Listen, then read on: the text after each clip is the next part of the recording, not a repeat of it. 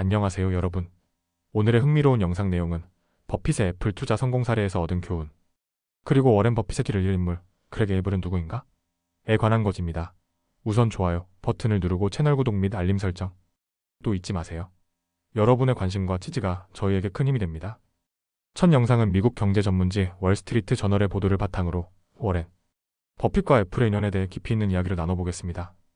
이 내용은 단순한 성공 투자 사례가 아닙니다.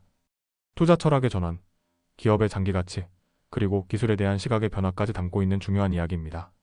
워렌 버핏은 누구나 인정하는 가치 투자의 대가입니다. 오랜 세월 동안 전통적인 산업에 집중해온 그는 특히 기술 기업에는 좀처럼 손을 대지 않았던 인물로 유명했죠. 그런데 그가 2016년 기술주의 상징이라 할 수 있는 애플에 투자했다는 사실은 당시 투자업계에 상당한 충격을 안겨주었습니다. 당시 버핏은 기술 산업을 잘 이해하지 못한다며 기술주 투자를 꺼려왔습니다. 그의 오랜 투자 파트너였던 찰리 먼거 역시 같은 입장이었죠. 그러나 그가 판단을 바꿔 애플에 투자한 이 결정은 결과적으로 그의 투자 인생에서 가장 큰 성공 중 하나가 되었습니다. 그 시작은 2016년이었습니다. 아이폰이 세상에 나온 지 9년쯤 되었을 무렵 버크셔 해서웨이의 한 투자 매니저가 소액으로 애플 주식을 매입했습니다. 그리고 버핏은 그 시점에 S&P 500 기업 중에서 향후 실적이 탄탄하게 성장할 기업을 찾아보라는 조건을 내걸었습니다. 그 기준은 꽤 엄격했습니다. 예상 수익 기준 주가 수익 비율, 즉 PR이 15 이하일 것, 향후 12개월 동안 실적이 성장할 확률이 90% 이상일 것, 그리고 5년간 연평균 7% 이상 성장할 가능성이 50% 이상일 것. 이 세 조건을 충족시킨 기업이 바로 애플이었습니다. 당시 애플의 주가는 이미 어느 정도 오른 상태였지만 여전히 매력적인 수준이었습니다. PER은 14배 정도로 버핏이 설정한 상한선 근처였고 무엇보다 그는 고객 충성도에서 강한 확신을 느꼈습니다. 버핏의 손주들은 모두 아이폰을 이용하고 있었고 애플의 고객 유지율은 무려 95%에 달했습니다. 단순한 기술 기업이 아니라 소비자가 열광하는 브랜드라는 점이 버핏에게는 가장 큰 투자 결정 요소였던 것입니다. 그 결과 버크셔 해서웨이는 처음에 약 10억 달러를 투입해 애플 주식 1천만 주를 매입했습니다. 이후 몇 년 동안 꾸준히 주식을 추가 매수하며 애플은 어느새 버크셔의 가장 큰 투자처가 되었습니다. 아메리칸 익스프레스나 뱅크 오브 아메리카 같은 기존의 주요 투자처들을 제치고 말이죠. 하지만 2024년 말 버크셔는 보유한 애플 주식의 상당 부분을 매도했습니다. 1년 전 5억 주가 넘던 보유량이 이제는 3억 주로 줄어든 상태입니다. 물론 여전히 751억 달러에 달하는 거대한 규모이며 버크셔는 여전히 애플의 주요 주주 중 하나입니다. 이 모든 여정을 되돌아보며 버핏은 최근 네브래스카, 오마하에서 열린 버크셔의 연례 주주 총회에서 이렇게 말했습니다. 팀 쿡이 제가 버크셔에서 벌어들인 돈보다 훨씬 많은 돈을 벌게 해주었다는 사실이 솔직히 조금 부끄럽습니다. 그리고 이 주주 총회에서 버핏은 CEO 자리에서 물러나겠다는 깜짝 발표도 함께 전했습니다.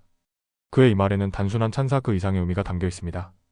바로 투자 세계에서 겸손이 얼마나 중요한지, 그리고 마음을 바꾸는 용기가 얼마나 큰 수익을 가져올 수 있는지를 우리 모두에게 상기시켜주는 교훈이었던 것입니다. 여러분, 오늘 버핏의 애플 투자 이야기를 통해 우리는 무엇을 배울 수 있을까요? 단순히 숫자만 보고 판단하는 것이 아닌 고객의 마음과 기업의 지속 가능성을 꿰뚫어보는 통찰력, 그리고 새로운 분야에 대한 편견을 내려놓고 실제 가치를 보는 용기가 결국은 큰 보상을 가져다 준다는 점입니다. 다음 영상은 미국 경제 전문지 월스트리트 저널의 보도를 바탕으로 버크셔 해서웨이의 역사적인 변화에 대해 이야기해보려 합니다. 바로 워렌 버핏이 최고 경영자 자리에서 물러나고 그 뒤를 이을 인물로 그렉 에이블이 공식 지명되었다는 소식인데요. 이 결정은 단순한 경영 교체가 아니라 향후 수십 년간 미국 경제에 영향을 줄 중요한 전환점이 될 수 있는 사건입니다. 2025년 5월 미국 네브래스카 오마하에서 열린 버크셔 해서웨이 연례 주주 총회. 올해도 수많은 투자자와 언론의 관심이 집중되었지만 행사 막바지에 던져진 한마디는 모두를 놀라게 만들었습니다. 94세의 워렌 버핏이 연말에 CEO 자리에서 물러나겠다는 입장을 공식 발표한 것입니다. 그리고 그 뒤를 이을 인물로는 현재 비보험 부문을 총괄하고 있는 부회장 그렉 에이블이 지명되었습니다. 이제 많은 분들이 궁금해하실 겁니다. 과연 그렉 에이블은 누구인가? 워렌 버핏의 무게를 과연 이어받을 수 있을까? 올해 62세인 그렉 에이블은 캐나다 대초원지대에서 태어나 자랐습니다. 어린 시절 그가 자전거를 타고 평원을 달릴 때만 해도 자신이 훗날 세계에서 가장 유명한 투자자의 뒤를 잇게 될 것이라고는 상상도 못했을 것입니다. 그는 경영학과 회계를 전공하고 전력 산업을 기반으로 경력을 쌓기 시작했습니다. 1999년 버크셔 해서웨이가 아이오와에 본사를 둔 미드 아메리칸 에너지에 투자했을 때 그는 이미 그 회사를 이끌고 있던 사장이었습니다. 그리고 이후 버핏의 신뢰를 얻으며 버크셔의 에너지 사업 부문을 넘어 비보험 계열 전체를 총괄하는 자리까지 올라섰습니다. 이 과정에서 그는 여러 대형 인수합병을 성공적으로 이끌었고 실무형 경영자라는 평가를 받게 됩니다. 조용하지만 강단 있는 성격, 미디어 노출을 꺼리는 태도, 그리고 치밀한 실행력. 이런 점들이 버핏에게 깊은 인상을 남겼고 결국 에이블을 후계자로 선택하게 만든 결정적인 요인이 되었습니다. 사실 버크셔 해서웨이는 이미 2021년에 에이블을 차기 CEO로 낙점한 바 있습니다.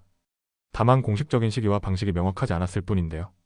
이번 주 총에서 워렌 버핏은 그 시점을 올해 말로 못 박았고 일요일 이사회에서 이 계획을 공식 논의할 것이라고 밝혔습니다. 이사회가 별다른 반대 없이 그의 권고를 따를 것이라는 점도 분명히 했습니다. 버핏은 주주들에게 보낸 최근 서한에서 이렇게 말했습니다. 크랙 에이블은 모든 면에서 내일 당장 버크셔의 CEO가 될 준비가 되어 있습니다. 그리고 그는 주주들을 속이지 않는다는 버크셔의 철학을 깊이 이해하고 있는 인물이며 내 역할을 훌륭히 이어나갈 사람이라고 강조했습니다. 버핏 특유의 유머도 빼놓지 않았습니다. 크랙이 나보다 더 잘할 겁니다. 내가 그렇지 않다고 말하면 아마 내 코가 길어질 겁니다. 이 말 속에는 진심 어린 신뢰와 함께 오랜 친구를 향한 따뜻한 응원의 메시지도 담겨 있었죠. 이제 버핏과 에이블의 차이도 주목해 볼 필요가 있습니다. 버핏은 언론에 자주 등장하며 대중과 소통하는 데 거리낌이 없는 인물이었죠. 영화와 드라마에 카메오로 출연하기도 했고 유머와 따뜻한 화법으로 팬층도 매우 두터웠습니다. 반면 크랙 에이블은 매우 조용한 스타일입니다.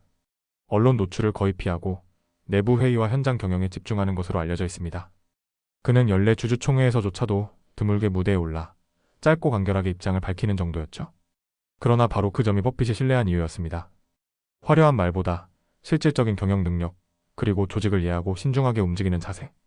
이러한 모습이야말로 오늘날처럼 불확실성이 큰 시대에 필요한 리더십이라는 것이 버핏의 판단이었습니다. 이제 우리는 새로운 시대를 맞이하게 됩니다. 워렌 버핏이라는 전설적인 인물이 직접 회사를 이끌던 시대는 막을 내리지만 그 정신을 이어받은 크랙 에이블이 그 바통을 이어받게 됩니다. 앞으로의 버크셔 해서웨이는 과연 어떤 길을 걷게 될까요? 또 에이블은 버핏 이후라는 부담스러운 수식어를 어떻게 뛰어넘을 수 있을까요? 이 모든 이야기는 이제부터 시작입니다. 다음 영상에서는 크랙 에이블의 경영 철학, 그리고 그가 주도해온 버크셔의 에너지 전략에 대해서도 자세히 알아보겠습니다. 오늘은 여기까지입니다. 다음 영상에서 더 유익하고 흥미로운 내용으로 찾아뵙겠습니다. 이 영상은 투자 의견이 아닙니다. 매우 감사합니다.